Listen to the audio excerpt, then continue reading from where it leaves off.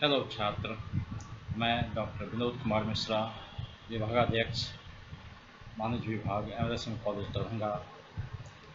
आज के इस ऑनलाइन कार्यक्रम में मैं पुनः पार्ट 1 ऑनर्स अकाउंट ऑनर्स के छात्रों के लिए टॉपिक लाया हूं। पिछले टॉपिक में मैंने रॉयल्टी अकाउंट्स पढ़ाया था, उसी का कुछ भाग जो शेष बच गया था मैं आज उससे पूरा करना चाहूँगा, यानी रॉयल्टी अकाउंट्स भाग 2 आज मैं शुरू करने जा रहा हूँ। रॉयल्टी अकाउंट्स में पिछले वीडियो में मैंने बताया था कि रॉयल्टी अकाउंट्स क्या है, यह हमारे लिए क्यों उपयोगी है, क्यों महत्वपूर्ण है, इसका उपयोग कहाँ कहाँ होता है और हमें क्यों पढ़ना चाहिए, इसके व्यावसायिक क्या लाभ हैं, क्या इसकी उपयोगिता है। इस पर हमने विस्तार से चर्चा अपने पिछले वीडियो में की थी। आज के वीडियो में रॉयल्टी अकाउंट्स के अंतर्गत ही एक विषय आता है स्ट्राइक पीरियड का। यह स्ट्राइक पीरियड क्या है और उसमें रॉयल्टी के अंतर्गत क्या अकाउंटिंग ट्रीटमेंट किए जाएंगे, इस पर मैं आज चर्चा करना चाहूँगा। हम लोग जान चुके हैं कि रॉयल्टी क्या होता है। फिर मैं थोड़ा सा पीछे जाना चाहूँगा जिससे आपकी याददाश्त को थोड़ा सा अपडेट कर दें। अधिकार सूत्र अर्थात अधिकारों का सूत्र।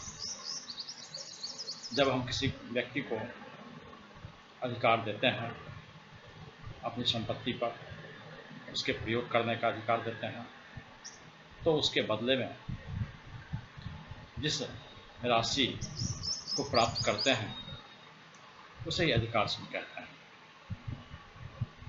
इस संबंध में संपत्ति का मालिक और संपत्ति के प्रयोगकर्ता के बीच एक अनुबंध होता है जिसे हम लोग लीज कहते हैं। साथ ही साथ हमने पिछले वीडियो में मिनिमम रेंट क्या होता है इसका अध्ययन किया, शॉर्ट वर्किंग और उसका अवलेखन कैसे किया जाता है इसका भी हम लोगों ने अध्ययन किया है। अब यहाँ देखें कि स्ट्राइक के संबंध में लीज में क्या प्रोविजन हो सकते हैं, क्या होता है। जब किसी वर्ष स्ट्राइक होता है तो स्वाभाविक है कि उत्पादन प्रभावित होगा। यदि किसी फैक्ट्री में मजदूर या किसी माइंस में मजदूर काम करना छोड़ देंगे, हड़ताल कर देंगे, तो काम प्रभावित होगा और जब उत्पादन प्रभावित होगा तो स्वतः शॉर्ट वर्किंग होने का खतरा उत्पन्न हो जाएगा, क्योंकि रॉयल्टी कम हो जाएगी और जब रॉयल्टी कम होगी तो मिनिमम रेंट अधिक हो जाएगा। क्योंकि एक न्यूनतम धनराशि जिसे हम लोग मिनिमम रेंट कहते हैं, यह देना अनिवार्य होता है पट्टेदार के द्वारा अपने लैंडलॉर्ड को, अतः उससे कम दे नहीं सकता। और यदि उत्पादन उससे कम होता है, रॉयल्टी उससे कम हो जाती है, तो वह शॉर्ट वर्किंग हो जाता है और उसके लिए वह लॉस हो जाता है। अब यहाँ प्रश्न है कि स्ट्राइक होने के बहुत सारे कारण हो सकते हैं।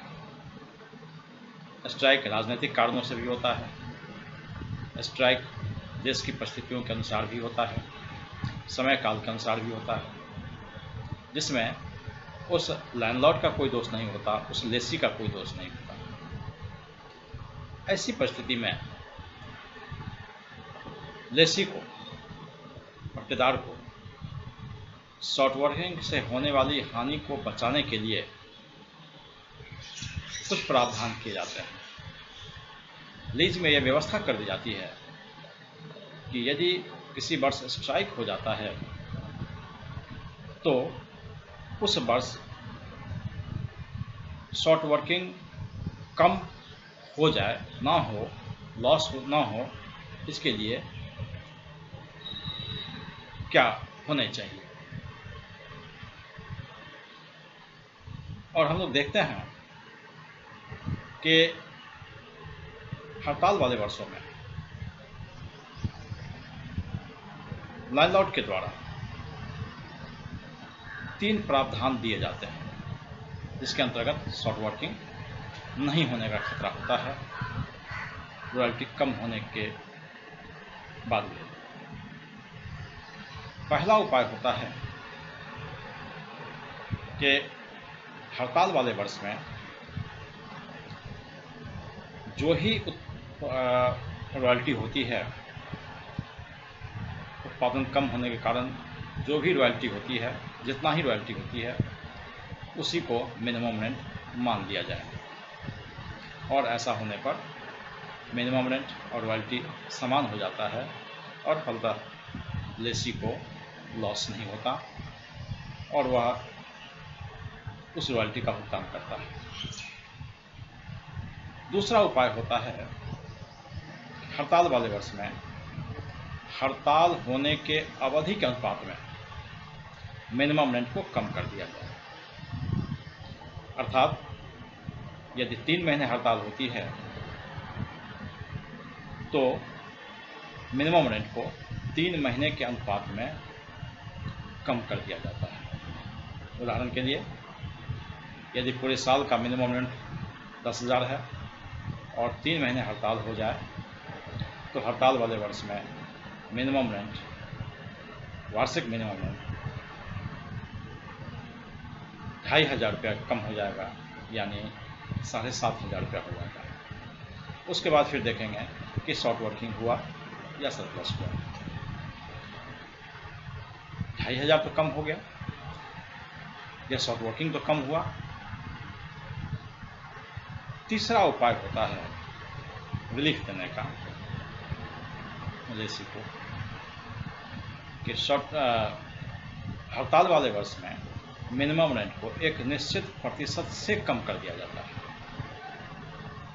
अर्थात पूरे वर्ष के लिए मिनिमम रेंट यदि 10,000 है तो हड़ताल वाले वर्ष में 60% कर दिया जाए। ऐसा प्रश्न में दिया जाता है कि हड़ताल वाले वर्ष में मिनिमम रेंट को 60% कर दिया जाए। और उस परिस्थिति में हड़ताल वाले वर्ष में मिनिमम रेंट घट के 6,000 हो जाएगा।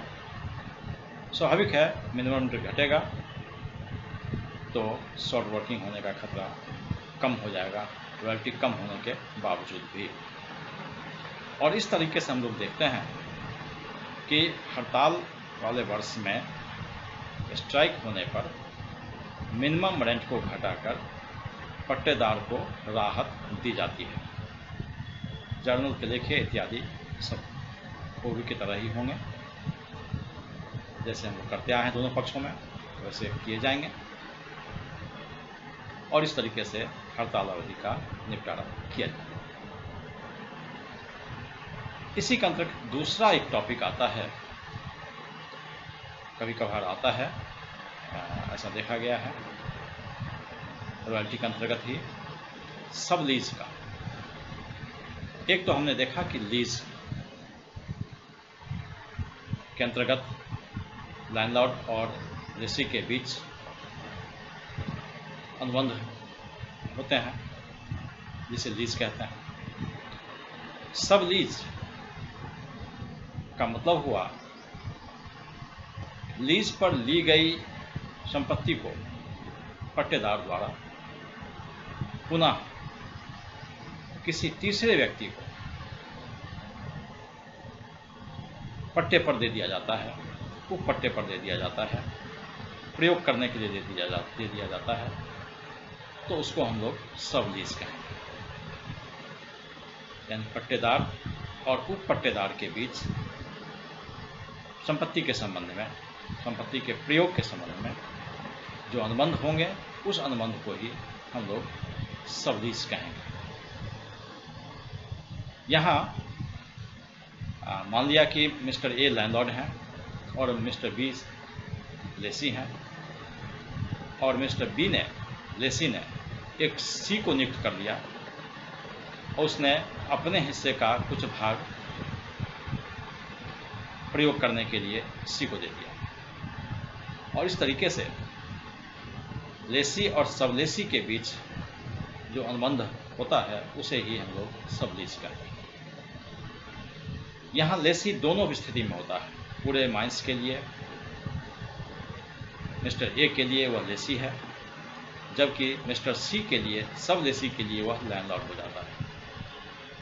एक तरफ पूरे माइंस के लिए, पूरी संपत्ति के लिए वह रॉयल्टी पे करता है, और दूसरी तरफ सबलेसी वाले भाग से वह रॉयल्टी प्राप्त करता है। और इस तरीके से उसके खाते में, उसके बही में दोनों प्रकार के जर्नल के लेखे किए जाएंगे, खाते वही बनाए जाएंगे। एक पूरे संपत्ति के लिए रॉयल्टी पेएबल का, और दूसरे उप पट्टेदार के लिए, सब लेसी के हिस्से के लिए रॉयल्टी रिसीवेबल का। जर्नल के लेखे प्राय वही होंगे जो लैंडलॉर्ड और लेसी के बीच होते हैं।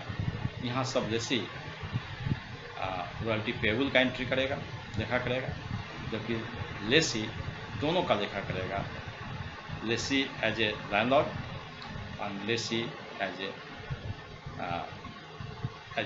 लेसी संपूर्ण भाग के लिए। और इस तरीके से सब लेसी का निपटान किया जाता है। धन्यवाद। आज का ये वीडियो यहीं तक था। हम समझते हैं कि आप लोग अच्छे तरीके से स्ट्राइक के बारे में समझे होंगे और सबलीज के बारे में भी समझ गए होंगे। ये प्रायः प्रश्न में पूछा जाता है, इसलिए मैंने इसे बताया। नेक्स्ट वीडियो का फिर मेरा इंतज़ार कीजिए। मैं एक नए चीज़ को लेकर के, एक नए टॉपिक पर फिर मैं बात करूँगा आपसे। आपने हमारी बातों को सुना, इसके लिए